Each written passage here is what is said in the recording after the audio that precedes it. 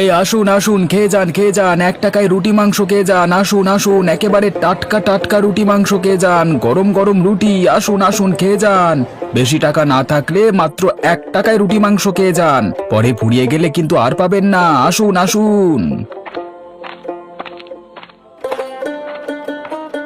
কিরে নিমাই, তুই তো দেখছি গ্রামের জনসেবা খুলে বসেছিস, মাত্র 1 টাকায় মাংস রুটি, এ তো অবিশ্বাস্য।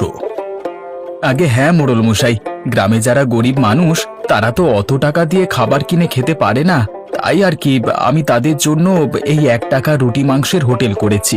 মাত্র 1 টাকা দিয়ে গরিব দুঃখী মানুষেরা আমার হোটেল থেকে রুটি মাংস খেতে পারবে। 1 টাকায় রুটি মাংস বিক্রি করে তোর ঠিক পোষায় তো নিমাই? আমার তো মনে হয় না যে 1 টাকায় রুটি মাংস বিক্রি করে তোর পোষায়। সে ঠিক বলেছেন মোড়ল মশাই, আসলে আমার লাভ হয় না, আবার ক্ষতিও হয় না। আসলে আমি 1 টাকায় রুটি মাংস বিক্রি করলেও কিছু কিছু লোকেরা আমার হোটেলের খাবার খেয়ে খুশি হয়ে আরো বেশি টাকা দিয়ে যায়, ওতেই আমার ক্ষতিটা পুষিয়ে যায়। তা নিমাই, এভাবে আর কতদিন এত কম টাকার খাবার বিক্রি করে পুষিয়ে নিবি শুনি? বলি কি, এসব 1 টাকার মাংস রুটি ছেড়ে দিয়ে দামটা একটু বাড়িয়ে দে, দেখবি এতে তো লাভ হবে। না না মোড়ল মশাই, আমি এই হোটেল লাভ করবার জন্য দিইনি। আপনি তো জানেন, ছোটবেলায় আমার বাবা মা মারা যাওয়ার পর থেকেই আমি এতিম হয়ে গেছিলাম। পথে পথে ঘুরতাম, যখন যা পেতাম তাই খেতাম। তখন আমার এই হোটেলের মালিক আমাকে দেখতে পেয়ে তারই হোটেলে নিয়ে আসে। তারপর সে মারা যাওয়ার পর থেকেই আমি হোটেল চালাচ্ছি। তিনি মারা যাওয়ার আগে আমাকে বলে গিয়েছেন আমি যেন এই 1 টাকায় মাংস রুটির দাম কখনো না বাড়াই। কিন্তু নিমাই, বুড়োটা তো এখন আর বেঁচে নেই, ওসব বুড়োর কথা আর কতকাল মানবি শুনি? বাজারে তো সব জিনিসপত্রের দাম বেড়েছে, এসবের সাথে একটু মানিয়ে নিয়ে মাংস রুটির দামটা একটু বাড়া, নইলে কখন যে তোর 1 টাকার মাংস রুটির হোটেল বন্ধ হয়ে যাবে কে জানে। সে বন্ধ হয়ে গেলে আমার কোনো সমস্যা নেই মোড়ল মশাই, কিন্তু আমি নিজে থেকে কখনোই এই 1 টাকার মাংস রুটির হোটেল বন্ধ করব না। এটা যে আমার মালিকের আদেশ। হয়েছে তোর মালিকের আদেশ পালন, এখন আমাকে 1 টাকায় মাংস রুটি দে তো। তোর হোটেলের খাবারটা খুব মজার হয় বুঝলি, না খেয়েও থাকতে পারি না, আর যদিও দামটা খুব কম রাখিস। ঠিক আছে, আপনি তাহলে ওই টেবিলে গিয়ে বসুন, আমি এখনই কানাইকে দিয়ে আপনার ওখানে মাংস রুটি পাঠিয়ে দিচ্ছি।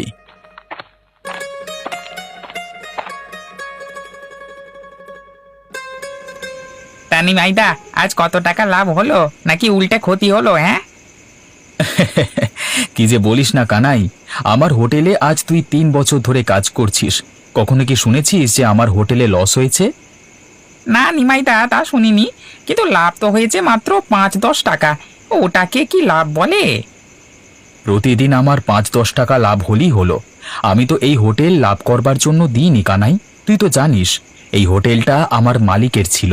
সে আমাকে বলে গিয়েছিল সব সময় যেন আমি এই হোটেলে 1 টাকায় মাংস রুটি বিক্রি করি, আর তাই লাভ লসের হিসেব না করেই আমি ওই 1 টাকায় মাংস রুটি বিক্রি করি। কিন্তু এভাবে আর কতদিন নিমাইদা? আমাদের ভবিষ্যৎ নিয়েও তো কিছু একটা ভাবতে হবে। ওদিকে দেখো, গোপালদার হোটেলে প্রতিদিন বেশ ভালো দামে খাবার বিক্রি হয়, সে ভালো টাকা লাভও করে। দেখ কানাই, তোকে আগেই বলেছি এই হোটেল আমাদের লাভ করবার জন্য না, সেটা তুই কি বারে বারে ভুলে যাচ্ছিস? এই যে বাবা, শুনছো? এখানে নাকি 1 টাকার মাংস রুটি পাওয়া যায়। আমার যে খুব ক্ষুধা পেয়েছে, তাই আমি ওই 1 টাকার মাংস রুটি খেতে এসেছি। আমার কাছে যে এর বেশি টাকাও নেই। আহা বুড়িমা, তুমি তো অসময় এসেছো গো। এই সময় তো আমরা হোটেলটা বন্ধ করে দিই গো। হ্যাঁ, তুমি কালকে সকালে বা দুপুরে আসলে 1 টাকায় মাংস রুটি কিনে খেতে পারবে। কিন্তু এখন তো মাংস রুটি কিছুই হবে না, আর এখন তো মাংস রুটি কিছুই আর হোটেলে বেঁচে নেই। কি সব বলছো বাবা? এদিকে যে আমার খুব খিদে পেয়েছে, আজ কতদিন হলো পেট পুড়ে খাওয়া হয় না। ভাবলাম আজ তোমাদের হোটেলে 1 টাকায় মাংস রুটি খাবো, কিন্তু এসে তো দেখছি তোমাদের সব খাবার বিক্রি করা শেষ। এই কানাই, বুড়িমার বুঝি অনেক খিদে পেয়েছে। শোন, আমার রাতের যে খাবারটা আছে না, ওই খাবারটা বুড়িমাকে দিয়ে দে। রাতের খাবারটা বুড়িমাকে দিয়ে দিলে তুমি কি খাবে নিমাইদা? তুমি কি তাহলে না খেয়ে থাকবে? আরে কানাই, আমাকে নিয়ে তুই এত ভাবিস না। ছোটবেলায় আমি অনেক না খেয়ে থেকেছি, তাই না খেয়ে থাকবার কষ্টটা আমি ভালো মতোই বুঝি। এই বুড়িমা কতটা কষ্টে আছে সেটা তুই আমার থেকে বেশি জানিস না। আমি একদিন রাতে না খেলেও কোনো সমস্যা হবে না, কিন্তু এই বুড়িমা কয়েকদিন হলো না খেয়ে আছে, তার যে খেতেই হবে। যা, তুই আমার খাবারটা নিয়ে আয়। আচ্ছা ঠিক আছে নিমাইদা, আমি তাহলে এখনই যাচ্ছি।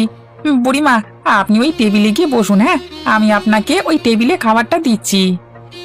ঠিক আছে বাবা, ঠিক আছে, তুমি তাহলে খাবারটা নিয়ে এসো।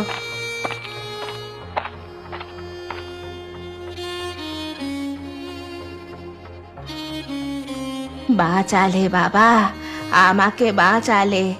আমার যে খুব খিদে পেয়েছিল, এই খাবারটা না পেলে মনে হয়েছিল আমি আজ মরেই যাব। দাঁড়াও, তোমাদের 1 টাকা আমি এখনই দিচ্ছি। আরে না না বুড়িমা, তোমার ওই 1 টাকা এখন আমার আর লাগবে না। তুমি তো আমার হোটেল থেকে খাওনি, ওই খাবারটা তুমি খেয়েছো আমার ভাগ থেকে, তাই তোমার কাছ থেকে আমি কোনো টাকা নেব না। বলো কি বাবা, আমাকে মাংস রুটি খাইয়ে 1 টাকাও নেবে না? না বুড়িমা, ওই 1 টাকা তুমি রেখে দাও, আর কালকে যখন আমরা আবার হোটেল চালু করব না, তখন এসে আবার 1 টাকার মাংস রুটি খেয়ে যেও। আচ্ছা ঠিক আছে।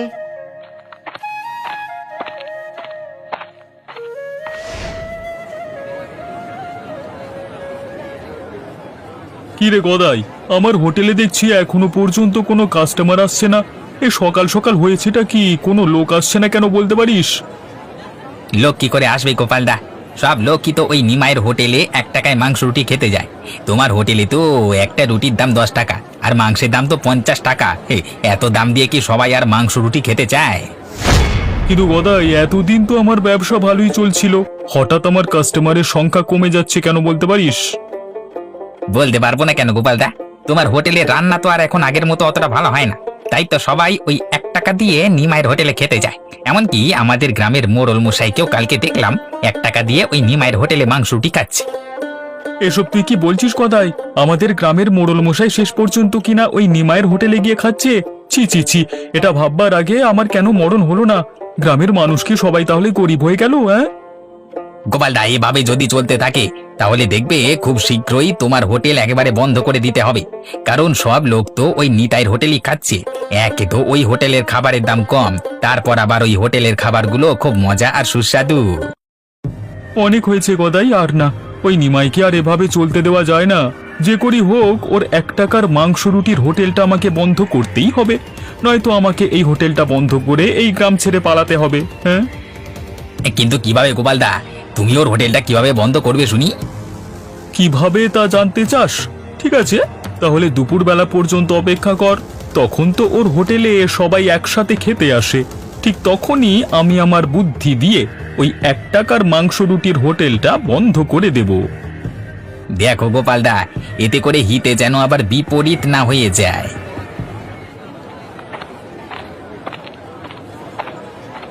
আরে এই বেটা নিমাই, তোর এই 1 টাকা রুটি মাংসের হোটেলটা এখনই বন্ধ কর।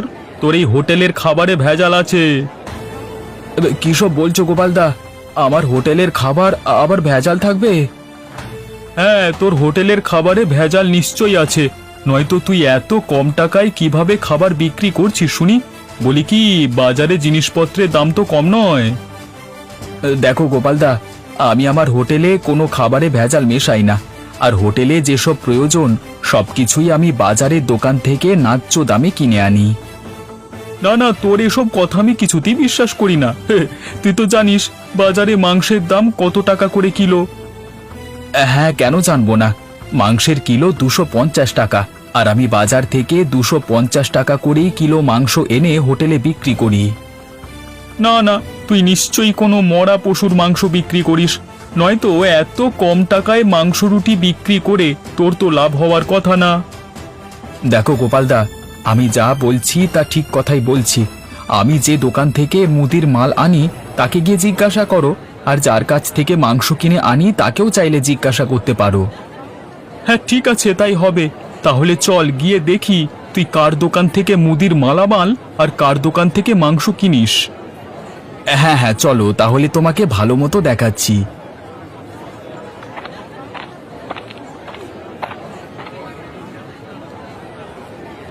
এই যে দোকানদার ভাই, তুমি সত্যি করে বলবে, হ্যাঁ, তোমার কাছ থেকে আমি প্রতিদিন যে মালামাল হোটেলের জন্য নিই তাতে কি কোনো ভেজাল আছে? না না ভাই নিমাই, তুমি আমার দোকান থেকে যেসব মালামাল কেনো সেটা ভালো, কারণ তুমি বেশি দামে পণ্য কেনো, কম দামে ভেজাল মালামাল কখনো তুমি কেনো না, বুঝলে? আমি তোমাকে বলেছিলাম না, আমি সব সময় দোকানদারের থেকে ভালো মালামাল কিনি। এখন তাহলে চলো, তোমাকে মাংসের কষাইয়ের কাছে নিয়ে যাই।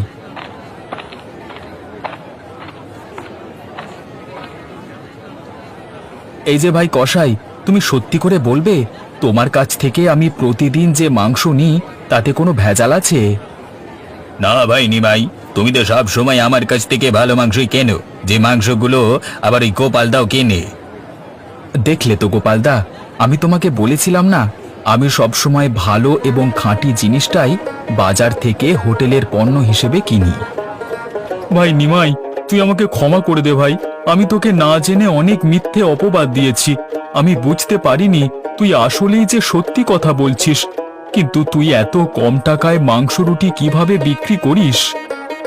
আসলে আমি মাংস এক টুকরো করে দিই, আর সেই সাথে রুটিগুলো একটু পাতলা করে দিই, আর তাই আমার মাংস রুটি 1 টাকায় বিক্রি করতে কোনো লস হতো না।